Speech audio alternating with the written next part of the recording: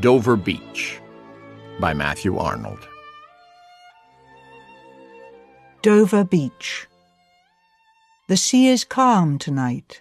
The tide is full. The moon lies fair upon the straits. On the French coast the light gleams and is gone. The cliffs of England stand glimmering and vast out in the tranquil bay. Come to the window. Sweet is the night air. Only from the long line of spray where the sea meets the moon-blanched land, listen. You hear the grating roar of pebbles which the waves draw back and fling at their return up the high strand, begin and cease, and then again begin, with tremulous cadence slow, and bring the eternal note of sadness in. Sophocles, long ago, heard it on the Aegean, and it brought into his mind the turbid ebb and flow of human misery. We find also in the sound a thought, hearing it by this distant northern sea. The sea of faith was once too at the full, and round earth's shore lay like the folds of a bright girdle furled. But now I only hear its melancholy long withdrawing roar, retreating to the breath of the night wind, down the vast edges drear and naked shingles of the world. Ah, love, let us be true to one another, for the world which seems to lie before us like a land of dreams, so various, so beautiful, so new, hath really neither joy, nor love, nor light, nor certitude, nor peace, nor help for pain. And we are here as on a darkling plain, swept with confused alarms of struggle and flight, where ignorant armies clash by night. Musée des Beaux-Arts by W.H. Auden. Musée des Beaux-Arts. About suffering, they were never wrong, the old masters.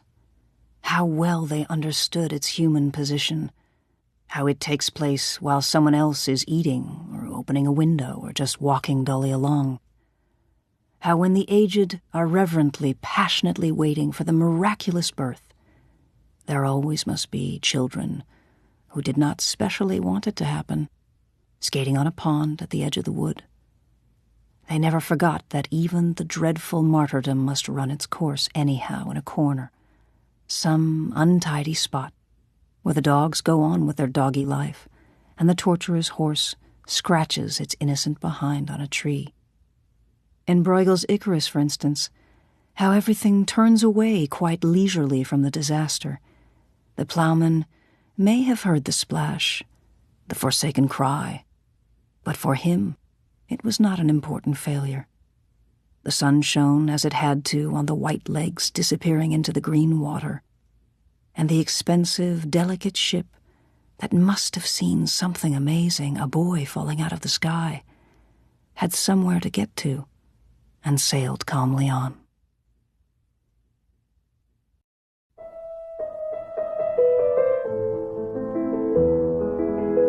Henry's Confession by John Berryman.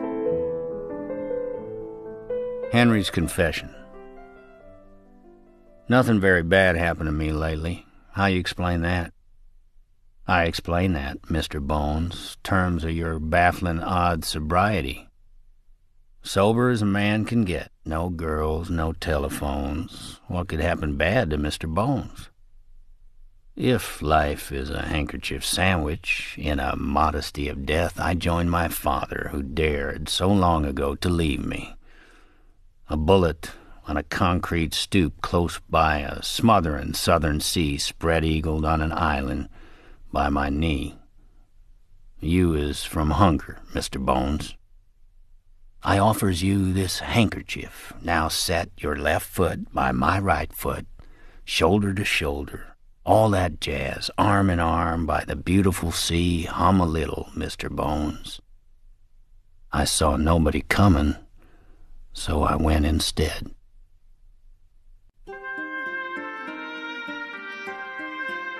Filling Station by Elizabeth Bishop. Filling Station Oh, but it is dirty, this little filling station. Oil-soaked, oil permeated to a disturbing, overall black translucency. Oh, be careful with that match. Father wears a dirty, oil-soaked monkey suit that cuts him under the arms, and several quick and saucy and greasy sons assist him. It's a family filling station, all quite thoroughly dirty. Do they live in the station? It has a cement porch behind the pumps, and on it a set of crushed and grease-impregnated wickerwork. On the wicker sofa, a dirty dog. Quite comfy. Some comic books provide the only note of color, of certain color. They lie upon a big, dim doily draping a tabaret, part of the set, beside a big hirsute begonia. Why the extraneous plant? Why the tabaret? Why, oh why, the doily? Embroidered in daisy stitch with marguerites, I think, and heavy with grey crochet. Somebody embroidered the doily. Somebody waters the plant, or oils it, maybe. Somebody arranges the rows of cans so that they softly say, "Eso, so, so, so," to high-strung automobiles. Somebody loves us all.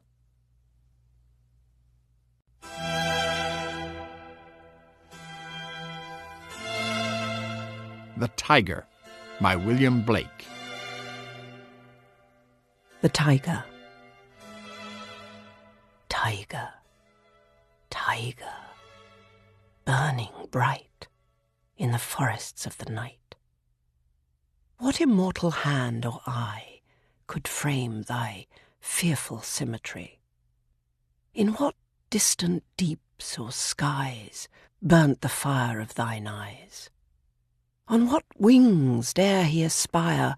What the hand dare seize the fire? And what shoulder and what art could twist the sinews of thy heart? And when thy heart began to beat, what dread hand and what dread feet? What the hammer? What the chain? In what furnace was thy brain? What the anvil? What dread grasp dare its deadly terrors clasp? When the stars threw down their spears and watered heaven with their tears, did he smile his work to see? Did he who made the lamb make thee?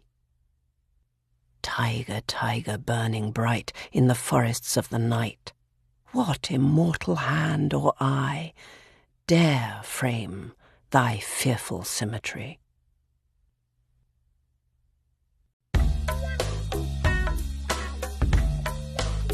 We Real Cool, The Pool Players 7 at the Golden Shovel by Gwendolyn Brooks. We real cool.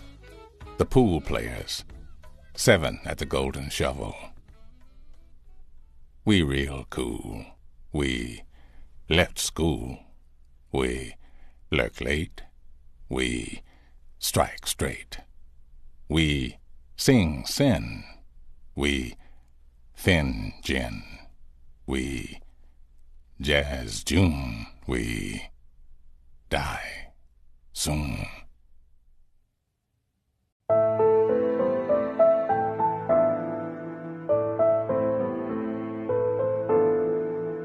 Sonnet 43 by Elizabeth Barrett Browning. Sonnet 43. How do I love thee? Let me count the ways. I love thee to the depth and breadth and height my soul can reach when feeling out of sight for the ends of being and ideal grace. I love thee to the level of every day's most quiet need by sun and candlelight. I love thee freely, as men strive for right. I love thee purely, as they turn from praise. I love thee with a passion put to use in my old griefs, and with my childhood's faith. I love thee with a love I seem to lose with my lost saints. I love thee with the breath, smiles, tears of all my life, and if God choose, I shall but love thee better after death.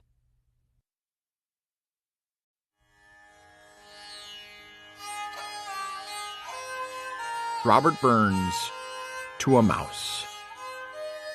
To a mouse, on turning her up in her nest with the plough, November 1785.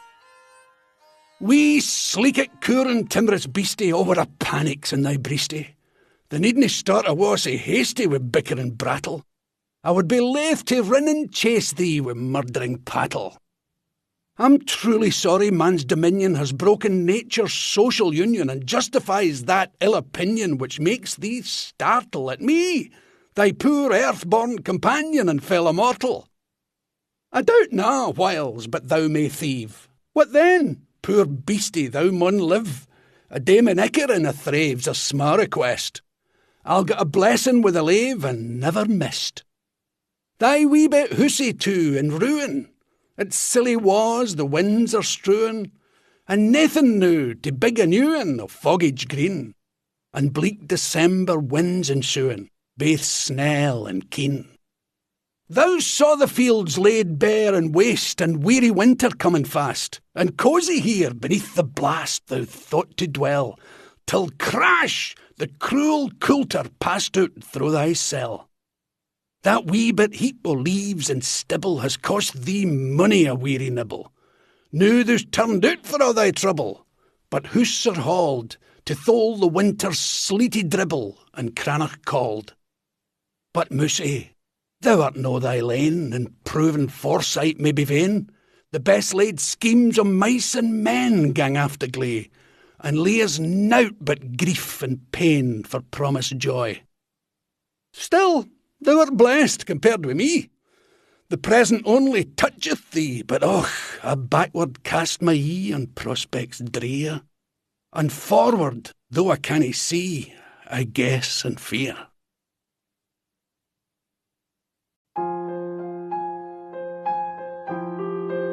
I Would I Were a Careless Child, by George Gordon, Lord Byron.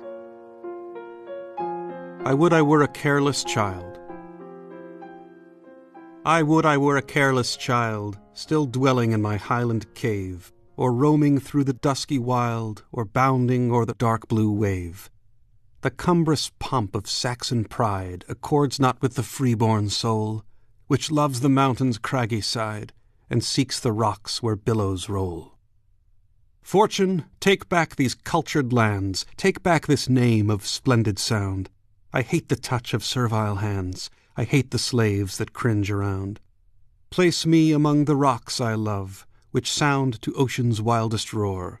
I ask but this, again to rove through scenes my youth hath known before. Few are my years, and yet I feel the world was ne'er designed for me. Ah, why do darkening shades conceal the hour when man must cease to be? Once I beheld a splendid dream, a visionary scene of bliss. Truth, wherefore did thy hated beam awake me to a world like this? I loved, but those I loved are gone. Had friends, my early friends are fled. How cheerless feels the heart alone when all its former hopes are dead. Though gay companions o'er the bowl dispel awhile the sense of ill, though pleasure stirs the maddening soul, the heart is lonely still. How dull to hear the voice of those whom rank or chance, whom wealth or power have made, though neither friends nor foes, associates of the festive hour. Give me again a faithful few, in years and feelings still the same, and I will fly the midnight crew, where boisterous joy is but a name. And woman, lovely woman, thou, my hope, my comforter, and my all, how cold must be my bosom now, when e'en thy smiles begin to pall. Without a sigh I would resign this busy scene of splendid woe, to make that calm contentment mine, which virtue knows, or seems to know. Fain would I fly the haunts of men. I seek to shun, not hate mankind. My breast requires the sullen glen, whose gloom may suit a darkened mind. Oh, that to me the wings were given which bear the turtle to her nest. Then would I cleave the vault of heaven, to flee away and be at rest.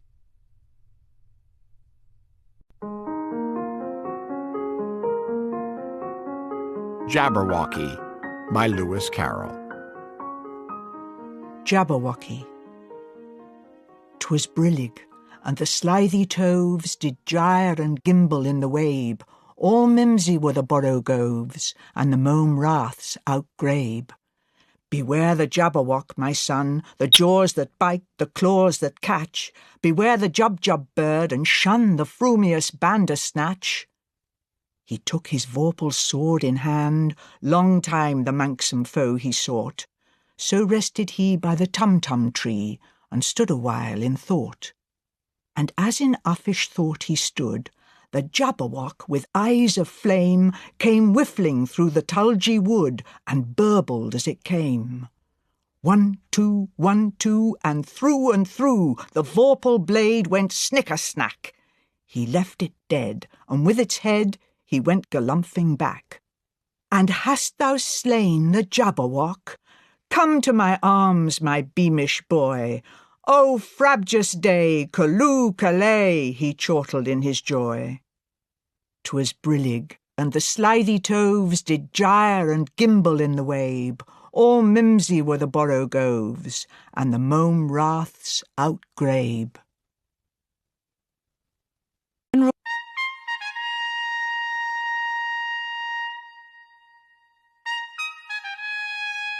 The General Prologue from Canterbury Tales by Geoffrey Chaucer. The General Prologue of the Canterbury Tales. When that April with his shores sorta, the drocht of Marsh hath pierced to the rota, and bathed every vein in switch liqueur, of which virtue engendered is the flour.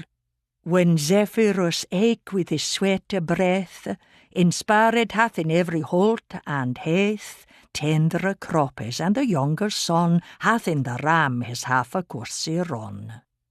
And smalle fowles maken melodie, that slepen all the nicht with open ear. So pricketh hem nature in her courages, than longen folk to go on pilgrimages, and palmers for to second strondes, to fern halways couthin sondre londes, and specially from every shearer's ende of Engeland to Canterbury they wende, the holy blissful matter for to seek, that him hath holpen when that they were sick. Befell that, in that season on a day, in Southwark at the Tabard, as he lay, ready to wenden on my pilgrimage, to Canterbury with full devout courage. At nicht was come into that hostelrie, well 29 in a compagnie of sundry folk by aventure falle, in fellowship, and pilgrims were they alle, that toward Canterbury wolden read.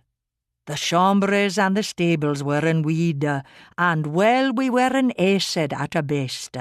And shortly, when the sun was to rest, so had he spoken with him every shone, that he was of her fellowship anon, and mad forward early for Teresa, to take our way there as he you devise.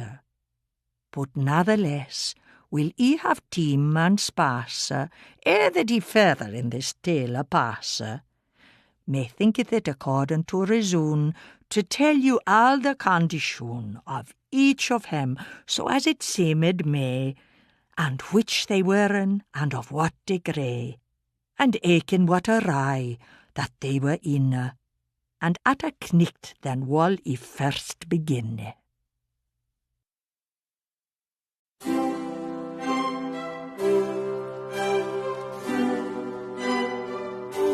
Kubla Khan by Samuel Taylor Coleridge. Kubla Khan. In Xanadu did Kubla Khan a stately pleasure dome decree, where Alph, the sacred river, ran through caverns measureless to man, down to a sunless sea. So twice 5 miles of fertile ground with walls and towers were girdled round. and here were gardens bright with sinuous rills, where blossomed many an incense-bearing tree.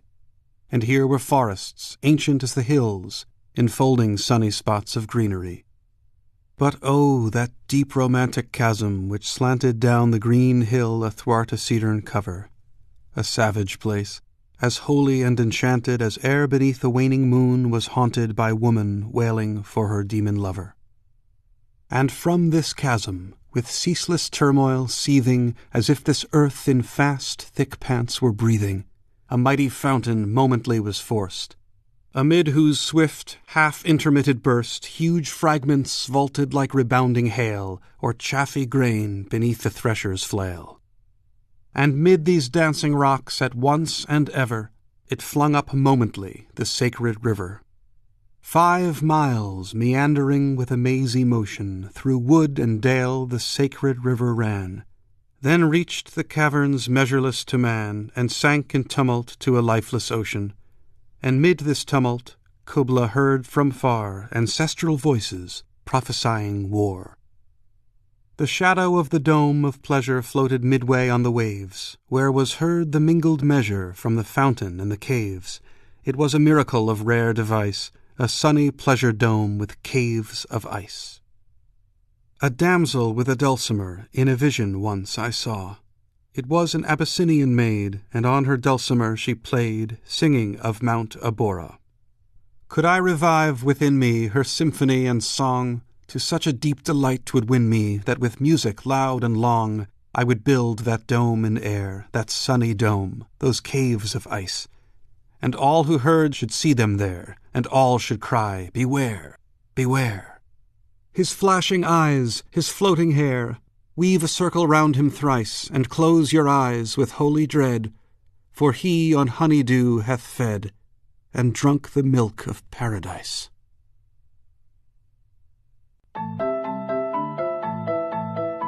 To Brooklyn Bridge by Hart Crane. To Brooklyn Bridge. How many dawns chill from his rippling rest, the seagull's wings shall dip and pivot him, shedding white rings of tumult, building high over the chained bay waters liberty, then with inviolate curve forsake our eyes, as apparitional as sails that cross some page of figures to be filed away, till elevators drop us from our day. I think of cinemas, panoramic slights with multitudes bent toward some flashing scene, never disclosed, but hastened to again, foretold to other eyes on the same screen.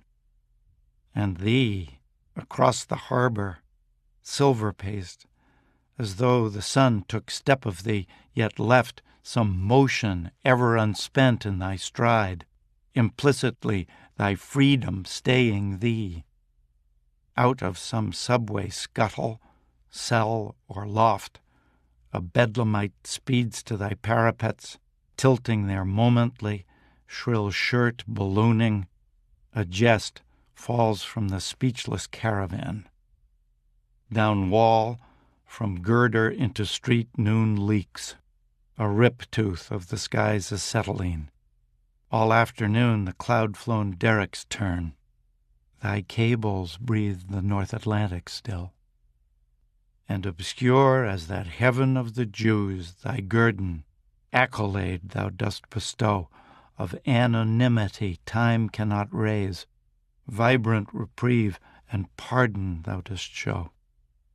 O harp and altar of the fury fused, how could mere toil align thy choiring strings? Terrific threshold of the prophet's pledge, prayer of pariah, and the lover's cry. Again the traffic lights that skim thy swift unfractioned idiom, immaculate sigh of stars beading thy path, condense eternity. And we have seen night lifted in thine arms. Under thy shadow by the piers I waited. Only in darkness is thy shadow clear. The city's fiery parcels all undone. Already snow submerges an iron year. O sleepless as the river under thee, vaulting the sea, the prairie's dreaming sod. Unto us lowliest sometimes sweep, descend, and of the curve ship lend a myth to God.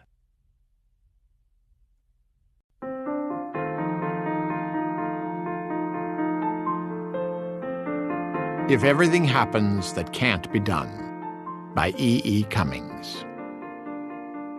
If everything happens that can't be done.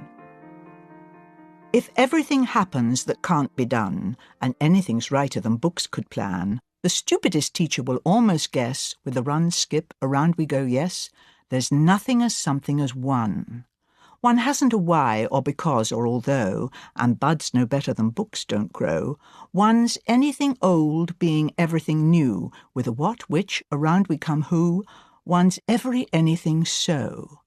So world is a leaf, so a tree is a bough, and birds sing sweeter than books tell how. So here is a way, and so your is a my, with a down up, around again fly. Forever was never till now. Now I love you, and you love me, and books are shatter than books can be, and deep in the high that does nothing but fall, with a shout each, around we go all, there's somebody calling who's we. We're anything brighter than even the sun. We're everything greater than books might mean. We're every anything more than believe, with a spin, leap, alive. We're alive. We're wonderful. 1 times 1.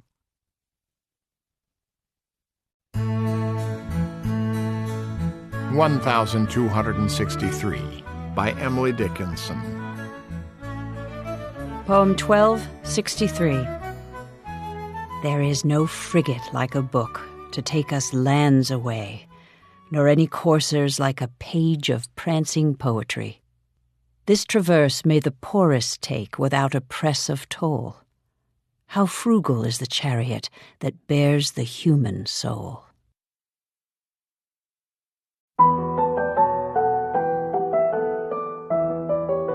Song by John Donne.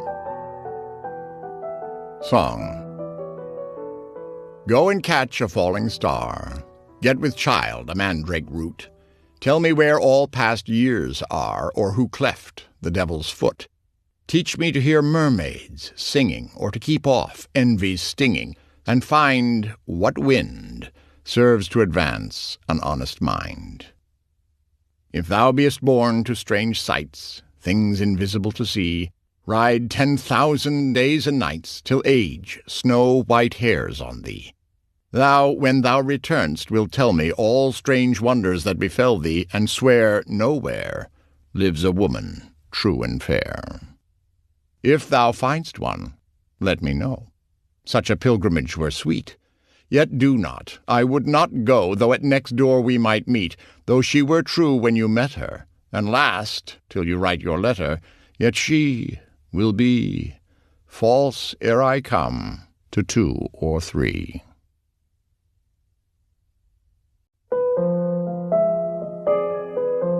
Rhapsody on a Windy Night by T.S. Eliot.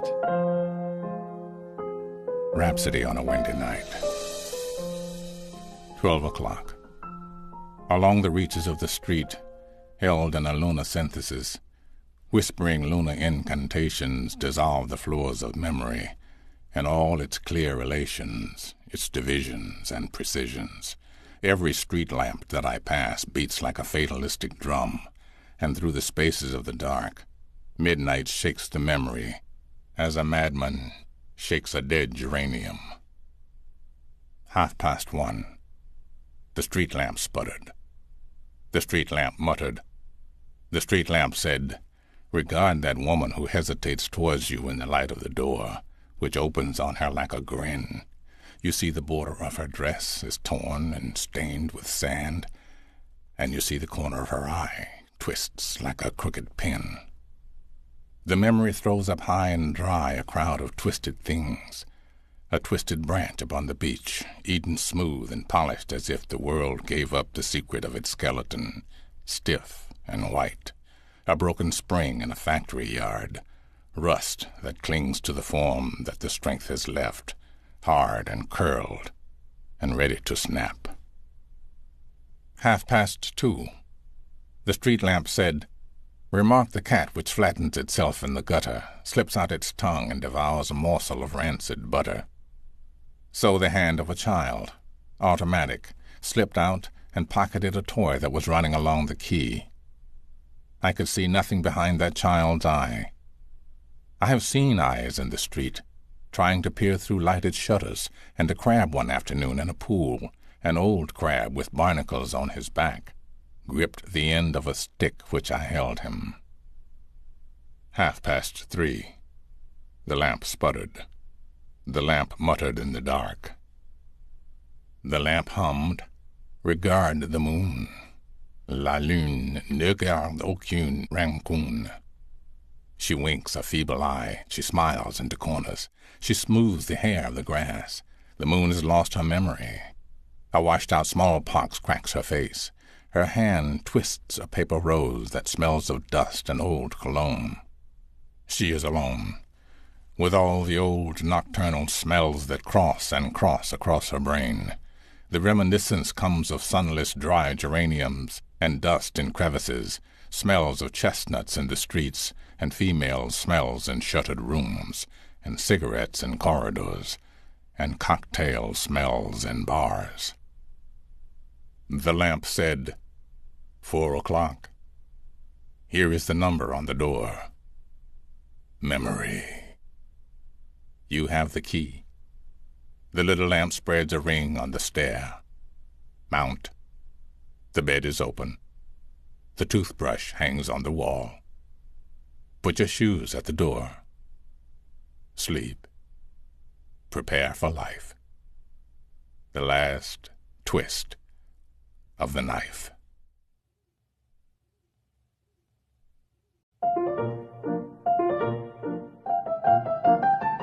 Birches by Robert Frost. Birches.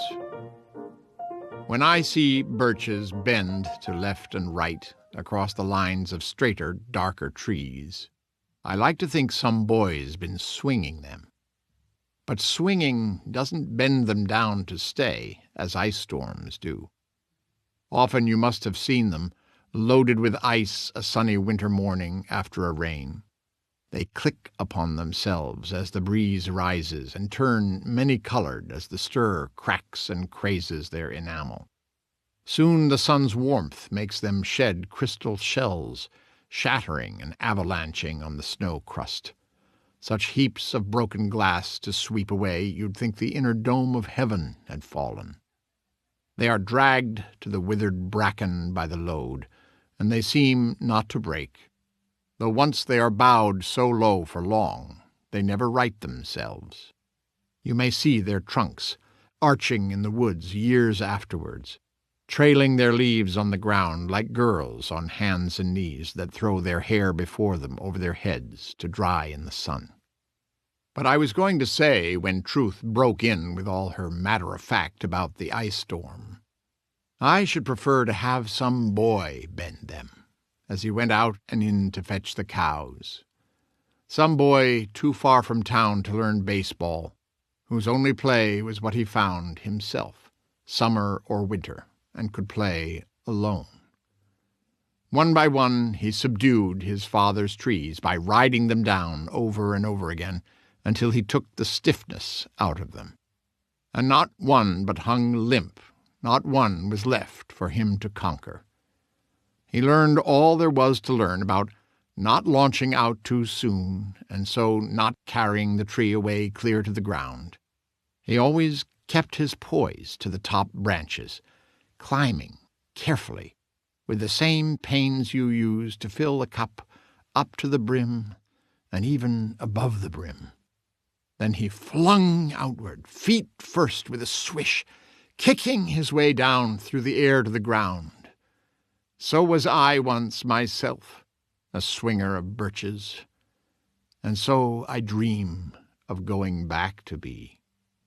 It's when I'm weary of considerations, and life is too much like a pathless wood, where your face burns and tickles with the cobwebs broken across it, and one eye is weeping from a twig's having lashed across it open.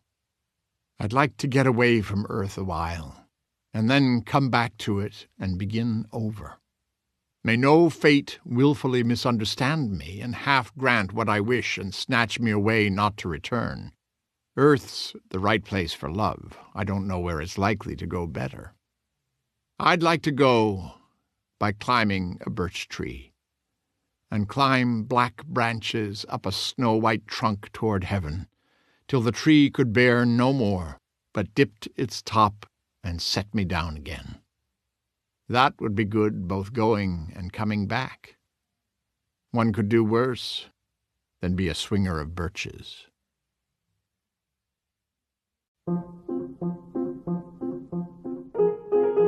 Love Unrequited, or The Nightmare Song from Iolanthe, by W.S. Gilbert. The Nightmare Song. When you're lying awake with a dismal headache, and repose is tabooed by anxiety, I conceive you may use any language you choose to indulge in without impropriety. For your brain is on fire. The bedclothes conspire of usual slumber to plunder you. First your counterpane goes and uncovers your toes, and your sheet slips demurely from under you. Then the blanketing tickles. You feel like mixed pickles, so terribly sharp is the pricking. And you're hot and you're cross, and you tumble and toss till there's nothing twixt you and the ticking. Then the bedclothes all creep to the ground in a heap, and you pick 'em all up in a tangle. Next your pillow resigns and politely declines to remain at its usual angle. Well, you get some repose in the form of a doze with hot eyeballs and head ever aching, but your slumbering teems with such horrible dreams that you'd very much better be waking. For you dream you are crossing the Channel and tossing about in a steamer from Harwich, which is something between a large bathing machine and a very small second-class carriage, and you're giving a treat, penny ice and cold meat, to a party of friends and relations. They're a ravenous horde, and they all came on board at Sloane Square and South Kensington stations. And bound on that journey you find your attorney, who started that morning from Devon. He's a bit undersized, and you don't feel surprised when he tells you he's only 11. Well, you're driving like mad with this singular lad, by the by the ship's now a four-wheeler, and you're playing round games, and he calls you bad names when you tell him that ties pay the dealer. But this you can't stand, so you throw up your hand, and you find you're as cold as an icicle, in your shirt and your socks, the black silk with gold clocks, crossing Salisbury Plain on a bicycle. And he and the crew are on bicycles too, which they've somehow or other invested in, and he's telling the tars all the particulars of a company he's interested in. It's a scheme of devices to get at low prices all goods from cough mixtures to cables, which tickle the sailors by treating retailers as though they were all vegetables. You get a good spadesman to plant a small tradesman, first take off his boots with a boot tree, and his legs will take root, and his fingers will shoot, and they'll blossom and bud like a fruit tree. From the greengrocer tree you get grapes and green pea, cauliflower, pineapple, and cranberries, while the pastry cook plant cherry brandy will grant apple puffs and three-corners and banberries. The shares are a penny, and ever so many are taken by Rothschild and Baring, and just as a few are allotted to you, you awake with a shudder despairing. You're a regular wreck, with a crick in your neck, and no wonder you snore, for your head's on the floor, and you've needles and pins from your soles to your shins, and your flesh is a creep, for your left leg's asleep, and you've cramp in your toes, and a fly on your nose, and some fluff in your lung, and a feverish tongue, and a thirst that's intense, and a general sense that you haven't been sleeping in clover. But the darkness has passed, and it's daylight at last, and the night has been long. Ditto, ditto, my song. And thank goodness they're both of 'em over.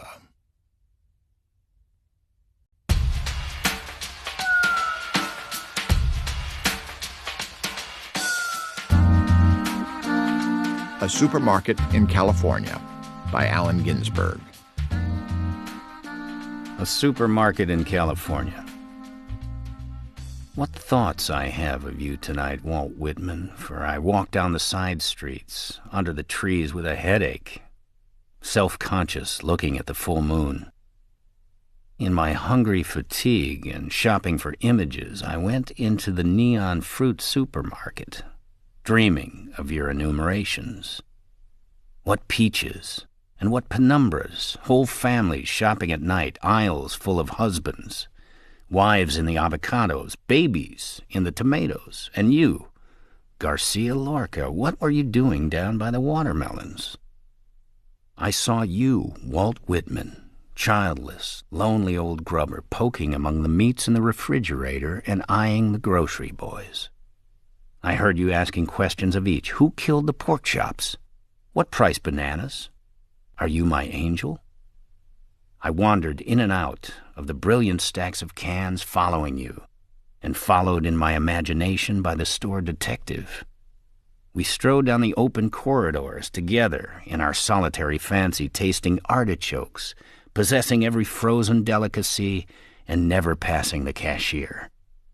Where are we going, Walt Whitman? The doors close in an hour. Which way does your beard point tonight? I touch your book and dream of our odyssey in the supermarket and feel absurd. Will we walk all night through solitary streets? The trees add shade to shade, lights out in the houses. We'll both be lonely. Will we stroll dreaming of the lost America of love past blue automobiles and driveways home to our silent cottage?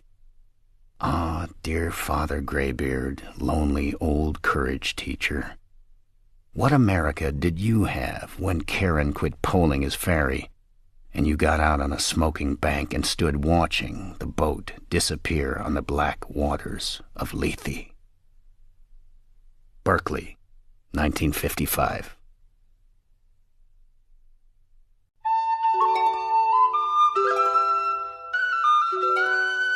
The Beggar to Mab, the Fairy Queen, by Robert Herrick.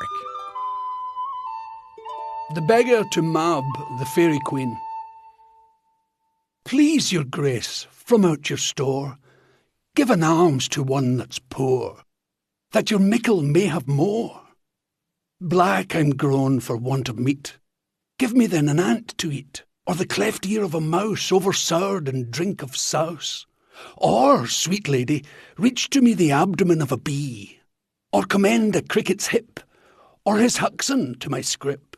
Give for bread a little bit of a pease that gins to chit, and my full thanks take for it. Flour of fuzzballs, that's too good for a man in needyhood, but the meal of mill dust can well content a craving man. Any orts the elves refuse well will serve the beggar's use. But if this may seem too much for an alms, then give me such little bits that nestled there in the prisoner's pannier. So a blessing light upon you and mighty Oberon, that your plenty last till when I return your alms again.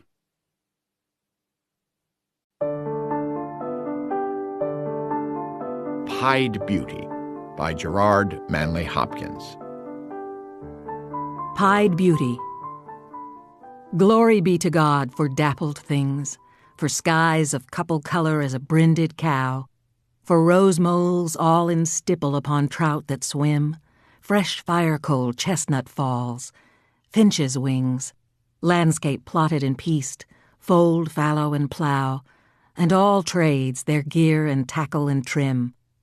All things counter, original, spare, strange, whatever is fickle, freckled, who knows how, with swift slow, sweet sour, a dazzle dim, he fathers forth whose beauty is past change.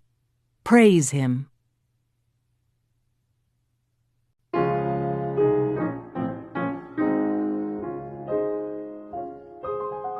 "13, When I Was 21, by A.E. Housman.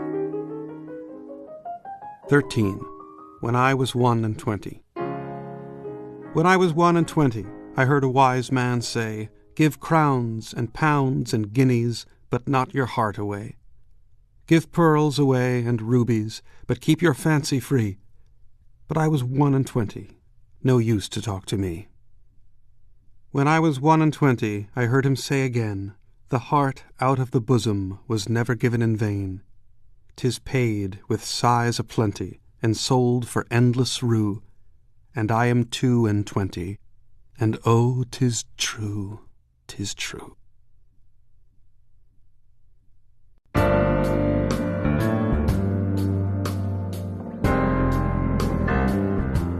Weary Blues by Langston Hughes. The Weary Blues. Droning a drowsy syncopated tune, rocking back and forth to a mellow croon, I heard a Negro play. Down on Lenox Avenue the other night, by the pale, dull pallor of an old gas light, he did a lazy sway. He did a lazy sway, to the tune of those weary blues. With his ebony hands on each ivory key, he made that poor piano moan with melody. Oh, blues. Swaying to and fro on his rickety stool, he played that sad, ragged tune like a musical fool. Sweet blues, coming from a black man's soul. Oh, blues. In a deep song voice with a melancholy tone, I heard that Negro sing, that old piano moan. Ain't got nobody in all this world, ain't got nobody but myself. I was going to quit my frowning and put my troubles on the shelf. Thump, thump, thump went his foot on the floor. He played a few chords, then he sang some more. I got the weary blues and I can't be satisfied. Got the weary blues and can't be satisfied. I ain't happy no more, and I wish that I had died. And far into the night he crooned that tune. The stars went out, and so did the moon. The singer stopped playing and went to bed, while the weary blues echoed through his head. He slept like a rock or a man that's dead.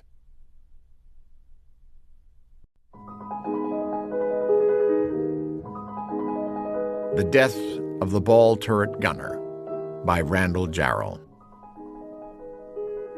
The Death of the Ball Turret Gunner. From my mother's sleep I fell into the state, and I hunched in its belly till my wet fur froze. 6 miles from earth, loosed from its dream of life, I woke to black flak and the nightmare fighters. When I died, they washed me out of the turret with a hose.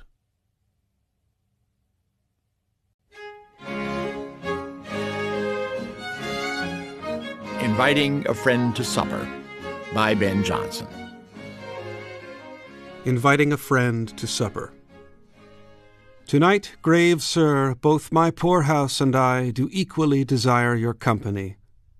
Not that we think us worthy such a guest, but that your worth will dignify our feast. With those that come, whose grace may make that seem something which else could hope for no esteem. It is the fair acceptance, sir, creates the entertainment perfect, not the cates. Yet shall you have, to rectify your palate, an olive, capers, or some better salad, ushering the mutton with a short-legged hen, if we can get her full of eggs, and then lemons and wine for sauce. To these a cunny is not to be despaired of for our money. And though fowl now be scarce, yet there are clerks, the sky not falling, think we may have larks. I'll tell you of more, and lie, so you will come, of partridge, pheasant, woodcock, of which some may yet be there, and godwit, if we can, gnat, rail, and ruff too. Howsoe'er my man shall read a piece of Virgil, Tacitus, Livy, or of some better book to us, of which we'll speak our minds amidst our meat, and I'll profess no verses to repeat. To this, if aught appear which I know not of, that will the pastry, not my paper, show of. Digestive cheese and fruit there sure will be, but that which most doth take my muse and me is a pure cup of rich canary wine, which is the mermaid's now, but shall be mine. Of which had Horace or Anacreon tasted, their lives, as do their lines, till now had lasted.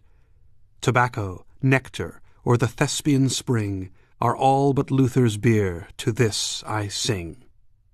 Of this we shall sup free, but moderately, and we will have no poli or parrot by, nor shall our cups make any guilty men, but at our parting we shall be as when we innocently met. No simple word that shall be uttered at our mirthful board shall make us sad next morning, or affright the liberty that we'll enjoy tonight. To Autumn by John Keats. To Autumn. Season of mists and mellow fruitfulness, close bosom friend of the maturing sun, conspiring with him how to load and bless with fruit the vines that round the thatch eaves run, to bend with apples the mossed cottage trees, and fill all fruit with ripeness to the core, to swell the gourd and plump the hazel shells with a sweet kernel, to set budding more and still more later flowers for the bees, until they think warm days will never cease, for summer has o'erbrimmed their clammy cells. Who hath not seen thee oft amid thy store? Sometimes whoever seeks abroad may find thee sitting careless on a granary floor, thy hair soft lifted by the winnowing wind, or on a half-reaped furrow, sound asleep, drowsed with the fume of poppies, while thy hook spares the next swath and all its twined flowers. And sometimes like a gleaner thou dost keep steady thy laden head across a brook, or by a cider press with patient look thou watchest the last oozings, hours by hours. Where are the songs of spring? Aye, where are they? Think not of them, thou hast thy music too, while barred clouds bloom the soft dying day, and touch the stubble plains with rosy hue. Then in a wailful choir the small gnats mourn among the river sallows, borne aloft or sinking as the light wind lives or dies. And full-grown lambs loud bleat from hilly bourne, hedge crickets sing, and now with treble soft the red-breast whistles from a garden croft, and gathering swallows twitter in the skies.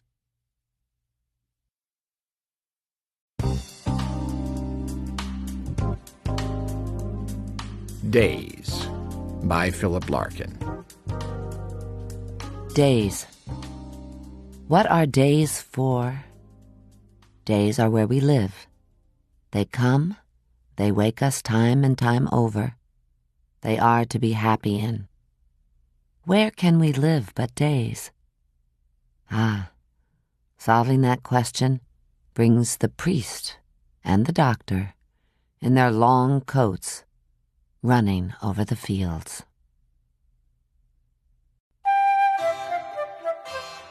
The Owl and the Pussycat by Edward Lear. The Owl and the Pussycat. The Owl and the Pussycat went to sea in a beautiful pea-green boat. They took some honey and plenty of money wrapped up in a 5-pound note.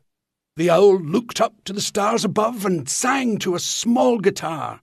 "Oh, lovely Pussy, oh, Pussy, my love, what a beautiful pussy you are, you are, you are! What a beautiful pussy you are!" Pussy said to the Owl, "You elegant fowl, how charmingly sweet you sing! Oh, let us be married, too long we have tarried, but what shall we do for a ring?" They sailed away for a year and a day to the land where the bong tree grows, and there in a wood a piggy-wig stood, with a ring at the end of his nose, his nose, with a ring at the end of his nose. "Dear pig, are you willing to sell for 1 shilling your ring?" Said the piggy, "I will." So they took it away and were married next day by the turkey who lives on the hill. They dined on mince and slices of quince, which they ate with a runcible spoon, and hand in hand on the edge of the sand they danced by the light of the moon. The moon, the moon, they danced by the light of the moon.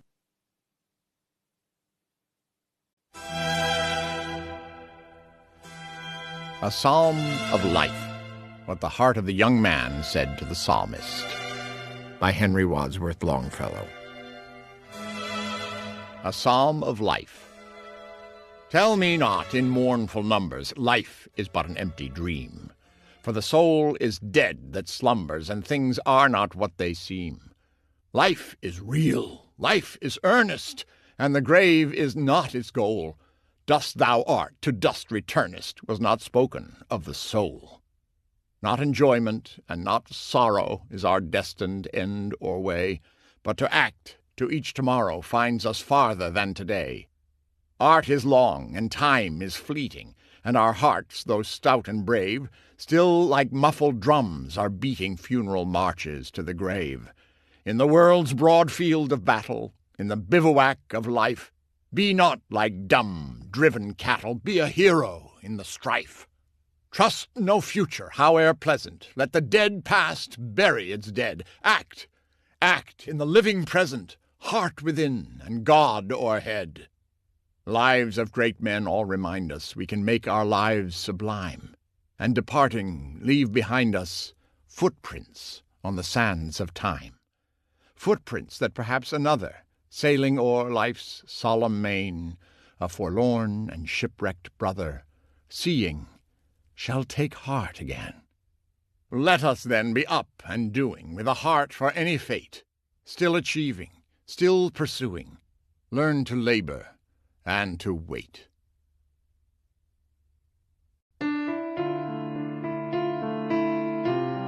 The Public Garden by Robert Lowell. The Public Garden. Burnished, burned out, still burning as the year you lead me to our stamping ground. The city and its cruising cars surround the public garden. All's alive, the children crowding home from school at 5, punting a football in the bricky air, the sailors and their pickups under trees with Latin labels, and the jaded flock of swan boats paddles to its dock. The park is drying. Dead leaves thickened to a ball inside the basin of a fountain, where the heads of 4 stone lions stare and suck on empty faucets. Night deepens. From the arched bridge we see the shedding park-bound mallards, how they keep circling and diving in the lantern light, searching for something hidden in the muck. And now the moon, Earth's friend, that cared so much for us and cared so little, comes again, always a stranger. As we walk, it lies like chalk over the waters. Everything's aground. Remember summer? Bubbles filled the fountain and we splashed, we drowned in Eden, while Jehovah's grass-green lyre was rustling all about us in the leaves that gurgled by us. Turning upside down, the fountain's failing waters flash around the garden. Nothing catches fire.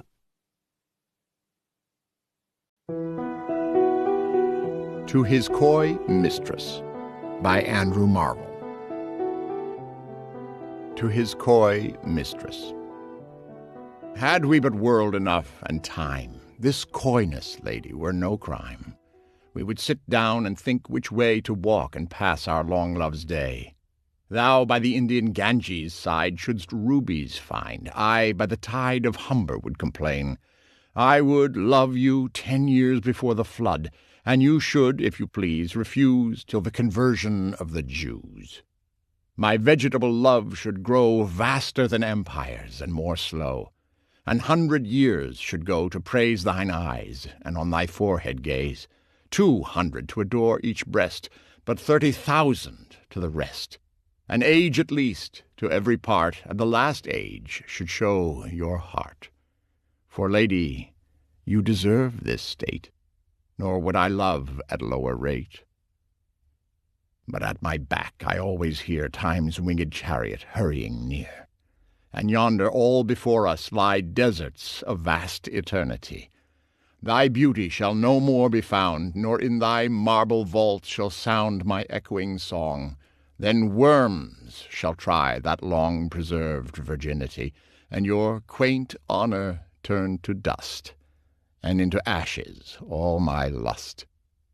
The grave's a fine and private place, but none, I think, to there embrace. Now, therefore, while the youthful hue sits on thy skin like morning dew, and while thy willing soul transpires at every pore with instant fires, now let us sport us while we may, and now, like amorous birds of prey, rather at once our time devour than languish in his slow-chapped power. Let us roll all our strength and all our sweetness up into one ball, and tear our pleasures with rough strife through the iron gates of life. Thus, though we cannot make our sun stand still, yet we will make him run.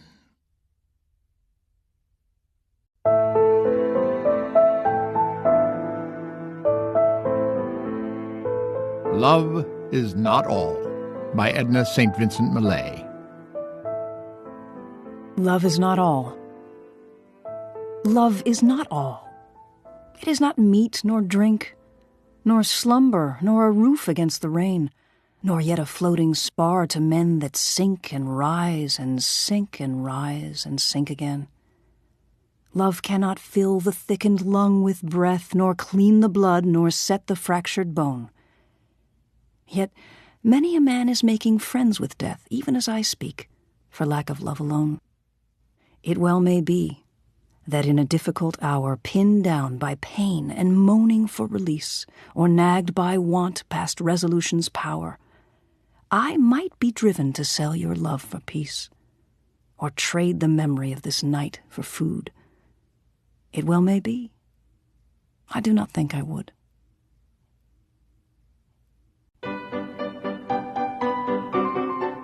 Poetry by Marianne Moore. Poetry. I, too, dislike it. There are things that are important beyond all this fiddle. Reading it, however, with a perfect contempt for it, one discovers in it, after all, a place for the genuine. Hands that can grasp, eyes that can dilate, hair that can rise if it must. These things are important not because a high-sounding interpretation can be put upon them, but because they are useful. When they become so derivative as to become unintelligible, the same thing may be said for all of us, that we do not admire what we cannot understand. The bat, holding on upside down or in quest of something to eat. Elephants pushing, a wild horse taking a roll, a tireless wolf under a tree, the immovable critic twitching his skin like a horse that feels a flea, the baseball fan, the statistician. Nor is it valid to discriminate against business documents and school books. All these phenomena are important. One must make a distinction, however, when dragged into prominence by half-poets. The result is not poetry, nor till the poets among us can be literalists of the imagination, above insolence and triviality, and can present for inspection imaginary gardens with real toads in them. Shall we have it? In the meantime, if you demand on the one hand the raw material of poetry in all its rawness, and that which is on the other hand genuine, you are interested in poetry.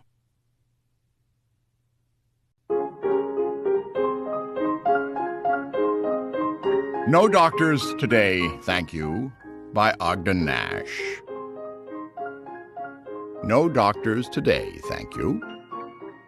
They tell me that euphoria is the feeling of feeling wonderful. Well, today I feel euphorian.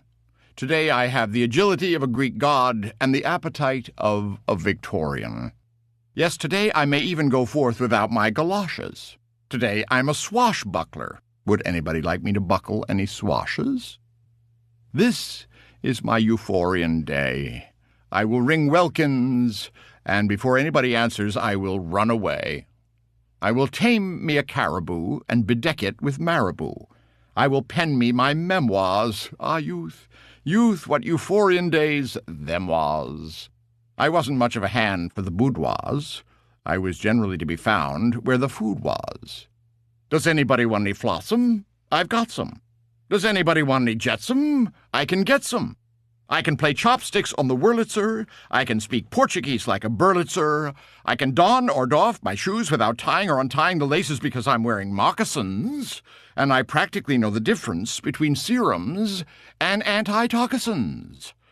Kind people, don't think me purse-proud. Don't set me down as vainglorious. I'm just a little euphorious.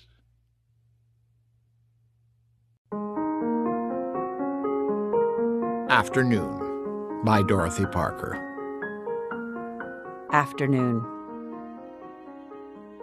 When I am old and comforted and done with this desire, with memory to share my bed and peace to share my fire, I'll comb my hair in scalloped bands beneath my laundered cap and watch my cool and fragile hands lie light upon my lap. And I will have a sprigged gown with lace to kiss my throat. I'll draw my curtain to the town and hum a purring note. And I'll forget the way of tears, and rock, and stir my tea. But oh, I wish those blessed years were further than they be.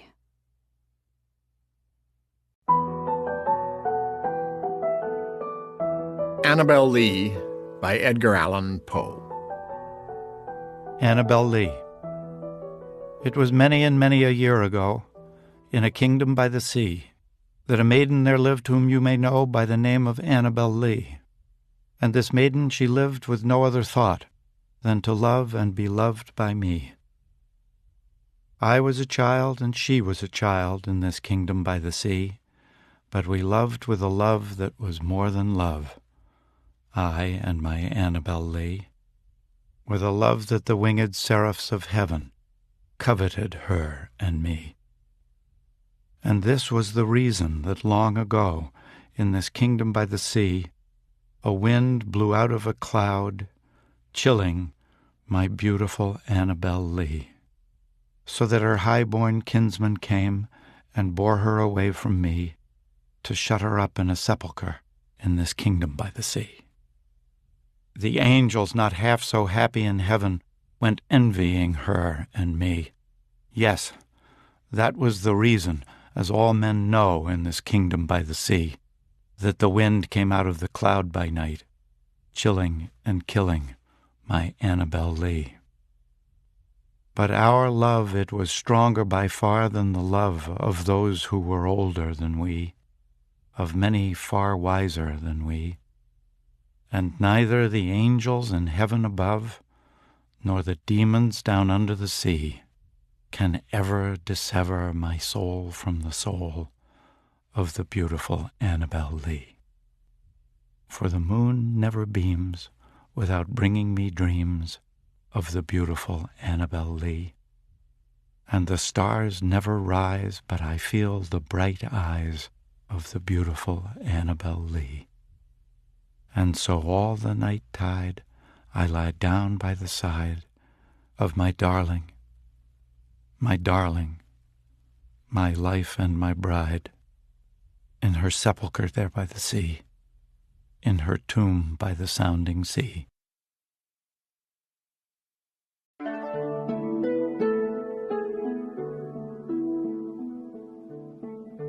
The River Merchant's Wife, a Letter, by Ezra Pound. The River Merchant's Wife, a Letter. While my hair was still cut straight across my forehead, I played about the front gate pulling flowers. You came by on bamboo stilts playing horse. You walked about my seat playing with blue plums. And we went on living in the village of Chokan, two small people without dislike or suspicion. At 14, I married my Lord Yu. I never laughed, being bashful. Lowering my head, I looked at the wall. Called to 1,000 times, I never looked back. At 15, I stopped scowling. I desired my dust to be mingled with yours forever and forever and forever. Why should I climb the lookout? At 16, you departed. You went into far Kuto-yen by the river of swirling eddies, and you have been gone 5 months. The monkeys make sorrowful noise overhead. You dragged your feet when you went out. By the gate now the moss is grown, the different mosses too deep to clear them away. The leaves fall early this autumn in wind. The paired butterflies are already yellow with August. Over the grass in the west garden, they hurt me. I grow older. If you are coming down through the narrows of the river Kiang, please let me know beforehand, and I will come out to meet you as far as Jofusa.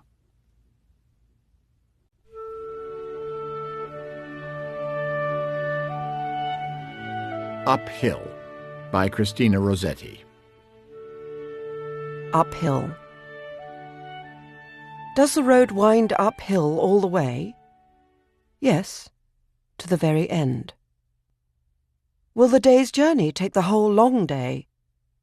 From morn to night, my friend. But is there for the night a resting place? A roof, for when the slow dark hours begin? May not the darkness hide it from my face? You cannot miss that inn.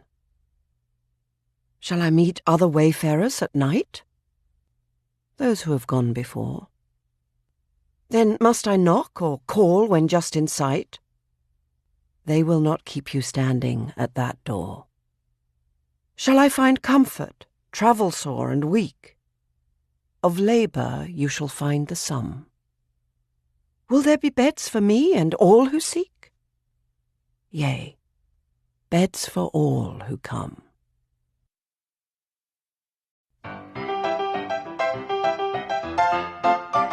Chicago by Carl Sandburg. Chicago. Hog butcher for the world. Tool maker. Stacker of wheat. Player with railroads and the nation's freight handler. Stormy, husky, brawling city of the big shoulders. They tell me you are wicked, and I believe them, for I have seen your painted women under the gas lamps luring the farm boys.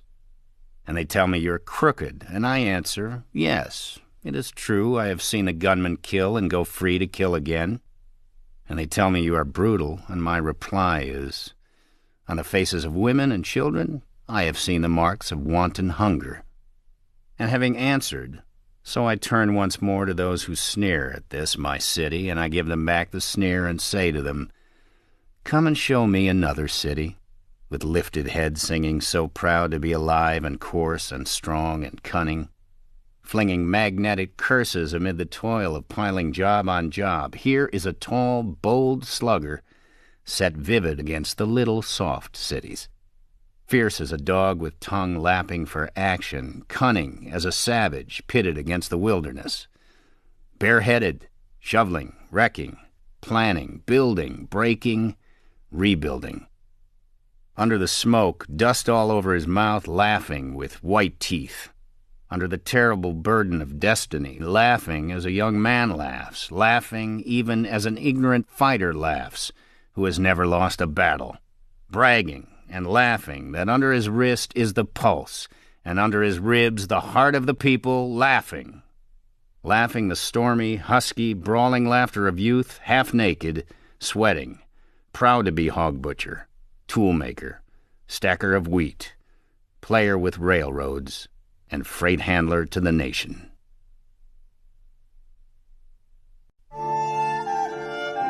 Fear No More, The Heat of the Sun by William Shakespeare. Fear no more the heat of the sun. Fear no more the heat of the sun, nor the furious winter's rages. Thou thy worldly task hast done, home art gone, and ta'en thy wages. Golden lads and girls all must, as chimney sweepers, come to dust. Fear no more the frown of the great, thou art past the tyrant's stroke. Care no more to clothe and eat, to thee the reed is as the oak. The sceptre, learning, physic must all follow this, and come to dust. Fear no more the lightning flash, nor the all-dreaded thunderstone. Fear not slander, censure rash, thou hast finished joy and moan. All lovers young, all lovers must consign to thee, and come to dust. No exorciser harm thee, nor no witchcraft charm thee, ghost unlaid forbear thee, nothing will come near thee. Quiet consummation have, and renowned be thy grave.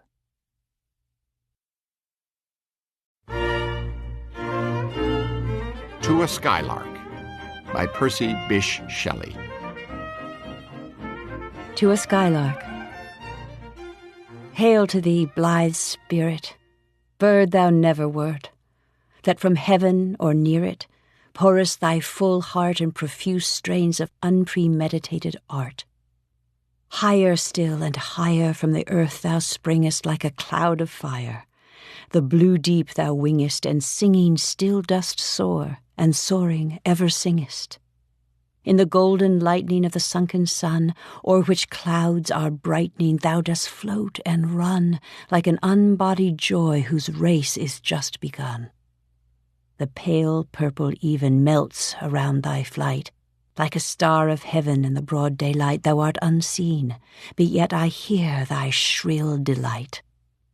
Keen as are the arrows of that silver sphere, whose intense lamp narrows in the white dawn clear, until we hardly see, we feel that it is there. All the earth and air with thy voice is loud, as when night is bare from one lonely cloud the moon rains out her beams, and heaven is overflowed. What thou art we know not. What is most like thee? From rainbow clouds there flow not drops so bright to see us from thy presence showers a rain of melody. Like a poet hidden in the light of thought, singing hymns unbidden, till the world is wrought to sympathy with hopes and fears it heeded not. Like a high-born maiden in a palace tower, soothing her love-laden soul in secret hour with music sweet as love, which overflows her bower. Like a glowworm golden in a dell of dew, scattering unbeholden its aerial hue among the flowers and grass which screen it from the view. Like a rose embowered in its own green leaves, by warm winds deflowered, till the scent it gives makes faint with too much sweet these heavy-winged thieves. Sound of vernal showers on the twinkling grass, rain-awakened flowers, all that ever was joyous and clear and fresh, thy music doth surpass. Teach us, sprite or bird, what sweet thoughts are thine. I have never heard praise of love or wine that panted forth a flood of rapture so divine. Chorus, hymeneal, or triumphal chant matched with thine would be all but an empty vaunt, a thing wherein we feel there is some hidden want. What objects are the fountains of thy happy strain? What fields or waves or mountains? What shapes of sky or plain? What love of thine own kind? What ignorance of pain? With thy clear, keen joyance languor cannot be. Shadow of annoyance never came near thee. Thou lovest, but ne'er knew love's sad satiety. Waking or asleep, thou of death must deem things more true and deep than we mortals dream. Or how could thy notes flow in such a crystal stream? We look before and after, and pine for what is not. Our sincerest laughter with some pain is fraught. Our sweetest songs are those that tell of saddest thought. Yet if we could scorn hate and pride and fear, if we were things born not to shed a tear, I know not how thy joy we ever should come near. Better than all measures of delightful sound, better than all treasures that in books are found, thy skill to poet were, thou scorner of the ground. Teach me half the gladness that thy brain must know, such harmonious madness from my lips would flow, the world should listen then, as I am listening now.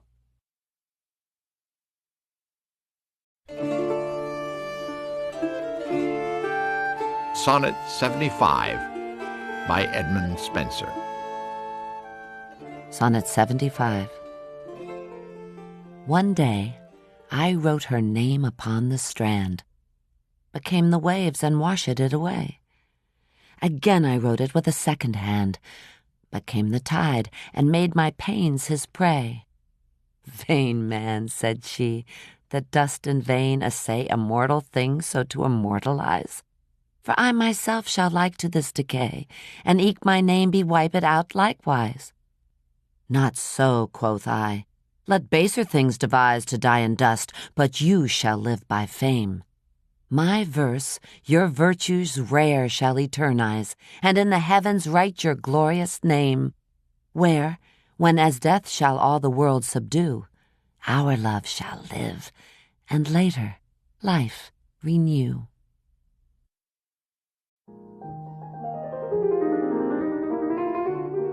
If I Told Him, a completed portrait of Picasso, by Gertrude Stein. If I Told Him, a completed portrait of Picasso. If I told him, would he like it? Would he like it if I told him? Would he like it with Napoleon? Would Napoleon? Would he like it if Napoleon, if I told him, if Napoleon? Would he like it if I told him, if Napoleon? Would he like it if Napoleon, if I told him? If I told him, if Napoleon, if I told him? If I told him, would he like it, if I told him? Now, not now, and now. Exactly as kings, feeling full for it, exactitude as kings. So to beseech you as full as for it, exactly, or as kings. Shutter shut and open, so do queens. Shutter shut and shutters, and so shutters shut and shutters, and so shutters, and so shutters shut, and so shutters shut and shutters, and so shutters shut, and so and also, and also and so and so and also. Exact resemblance. To exact resemblance, the exact resemblance as exact as a resemblance, exactly as resembling, exactly resembling, exactly in resemblance, exactly a resemblance, exactly and resemblance. For this is so. Because, now actively repeat it all. Now actively repeat it all. Now actively repeat at all. Have, hold, and hear. Actively repeat it all. I judge, as a resemblance to him who comes first, Napoleon the First, who comes to, coming to, who goes there as they go they share, who shares all is as yet or as yet, now to date, now and date, and the date. Who came first? Napoleon at first. Who came first? Napoleon the First. Who came first? Napoleon first. Presently, exactly do they do. First exactly. Exactly do they do too. First exactly, and first exactly. Exactly do they do. And first exactly, and do they do. At first exactly, and do they do. The first exactly, and do they do. The first exactly, at first exactly. First as exactly, as first as exactly. Presently, as presently, as presently. He, and he, and he, and he, and he, and he, and as he, and as he, and he. He is, and as he is, and as he is, and he is. He is, and as he, and as he is, and he, and he, and he, and he. Can curls rob? Can curls quote, quotable? As presently, as exactitude, as trains, has trains, as trains, presently, proportions, presently. As proportions, as presently, farther and farther, was the king or room, farther and whether. Was there, what was there, what was there, there was there. Whether and in there, as even say so. 1 I land, 2 I land, 3 the land, 3 the land, 3 the land, 2 I land, 2 I land, 1 I land, 2 I land, as a so they cannot, a note they cannot, afloat they cannot, they dote they cannot, they as denote. Miracles play fairly well, a well, as or as presently. Let me recite what history teaches. History teaches.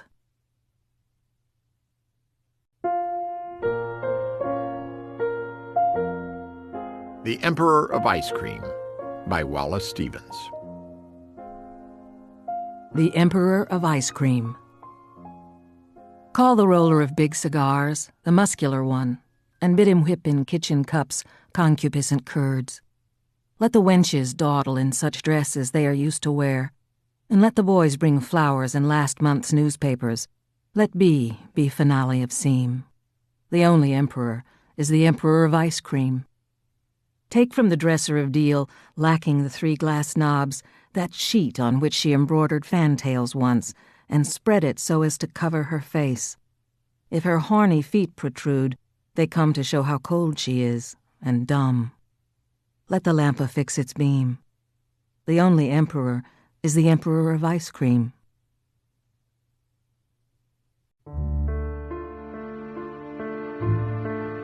Do Not Go Gentle into That Good Night by Dylan Thomas. Do not go gentle into that good night. Do not go gentle into that good night. Old age should burn and rave at close of day. Rage, rage against the dying of the light. Though wise men at their end know dark is right, because their words had forked no lightning, they do not go gentle into that good night. Good men, the last wave by, crying how bright their frail deeds might have danced in a green bay. Rage, rage against the dying of the light. Wild men who caught and sang the sun in flight, and learned too late they grieved it on its way, do not go gentle into that good night. Grave men near death, who see with blinding sight, blind eyes could blaze like meteors and be gay. Rage, rage against the dying of the light. And you, my father, there on the sad height, curse. Bless me now with your fierce tears, I pray. Do not go gentle into that good night. Rage, rage against the dying of the light.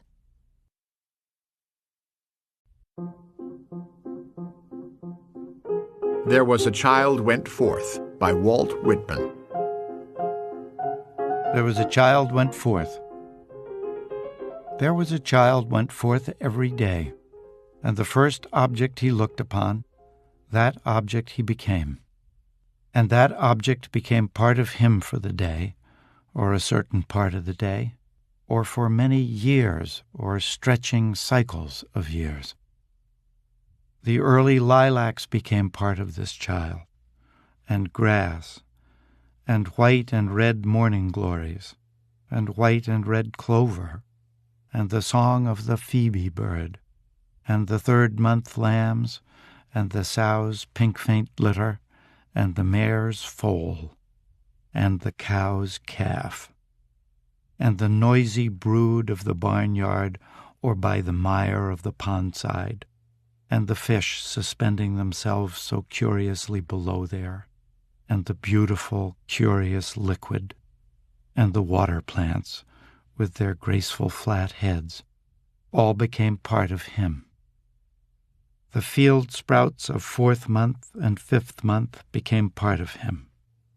Winter grain sprouts, and those of the light yellow corn, and the esculent roots of the garden, and the apple trees covered with blossoms, and the fruit afterward, and woodberries, and the commonest weeds by the road, and the old drunkard staggering home from the outhouse of the tavern whence he had lately risen, and the schoolmistress that passed on her way to the school, and the friendly boys that passed, and the quarrelsome boys, and the tidy and fresh-cheeked girls, and the barefoot Negro boy and girl, and all the changes of city and country wherever he went.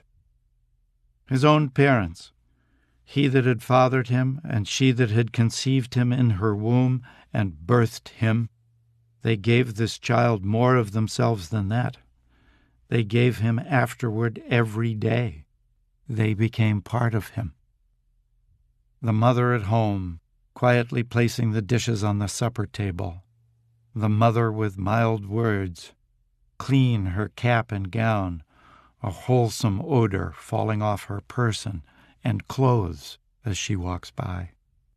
The father, strong, self-sufficient, manly, mean, angered, unjust. The blow, the quick, loud word, the tight bargain, the crafty lure, the family usages, the language, the company, the furniture, the yearning and swelling heart, affection that will not be gainsayed, the sense of what is real, the thought, if, after all it should prove unreal. The doubts of daytime and the doubts of nighttime, the curious whether and how, whether that which appears so is so, or is it all flashes and specks? Men and women crowding fast in the streets, if they are not flashes and specks, what are they? The streets themselves, and the facades of houses, and goods in the windows, vehicles, teams, the heavy planked wharves, the huge crossing at the ferries, the village on the highland seen from afar at sunset, the river between, shadows, aureola, and mist, the light falling on roofs and gables of white or brown 3 miles off, the schooner nearby sleepily dropping down the tide, the little boat slack-towed astern, the hurrying, tumbling waves, quick broken crests slapping, the strata of colored clouds, the long bar of maroon tint, away, solitary by itself, the spread of purity it lies motionless in, the horizon's edge, the flying sea crow, the fragrance of salt marsh and shore mud. These became part of that child who went forth every day, and who now goes, and will always go, forth every day.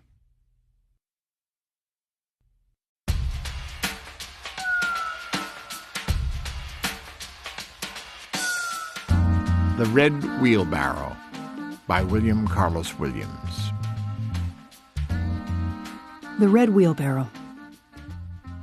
So much depends upon a red wheelbarrow glazed with rainwater beside the white chickens.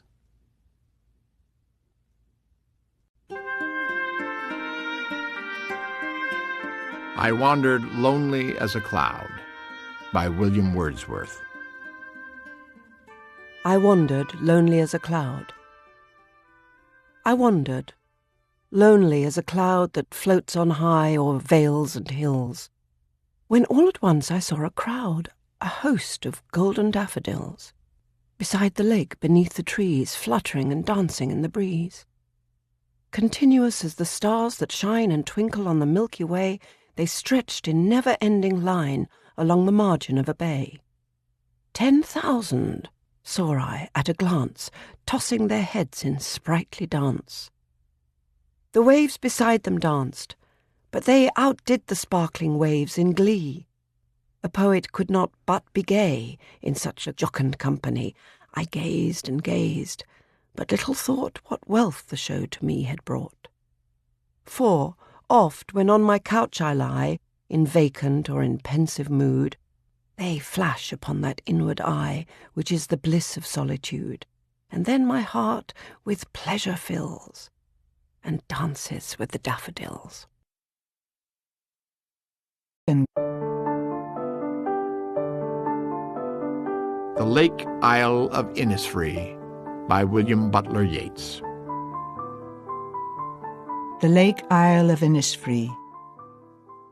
I will arise and go now, and go to Innisfree, and a small cabin build there of clay and wattles made. 9 bean rows will I have there, a hive for the honey bee, and live alone in the bee-loud glade. And I shall have some peace there, for peace comes dropping slow, dropping from the vales of the morning to where the cricket sings.